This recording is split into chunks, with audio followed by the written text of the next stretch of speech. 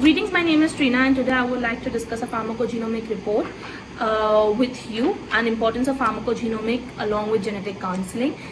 Topic for the same is role of MC2R gene mutation in altered response to Olanzapine. In 2020-23, we had got a referral case from a pediatric psychiatrist of a 14-year-old boy born of non-consanguineous marriage was a poor responder for a specific drug called Olanzapine administered to him for his anxiety and depression.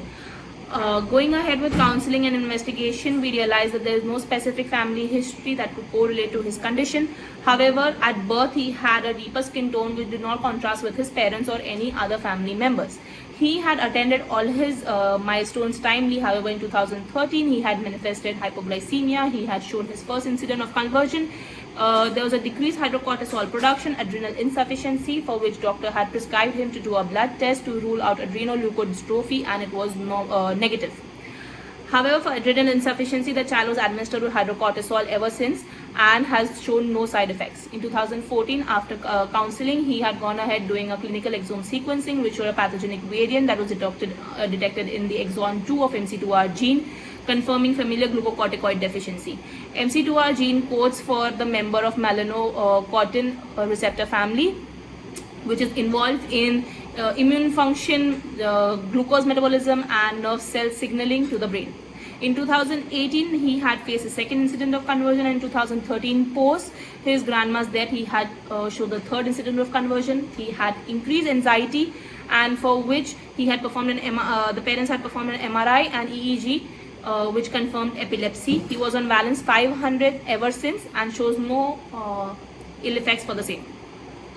To target his anxiety, OCD and depression, doctor went ahead giving multiple drugs, none of which worked, and carefully selected Olanzapine 1.25 mg and did a pharmacogenomic evaluation simultaneously to check for the same. He was a good metabolizer for Olanzapine, however, he is showing a reduced response. So what is the main reason? Along with counseling, we went ahead doing an extra step of an in silico analysis for the same. We checked for the MC2R gene pathway, and we realized that the Olanzapine as well as MC2R gene are involved in the neuroactive receptor. They both are a part of neuroactive ligand receptors.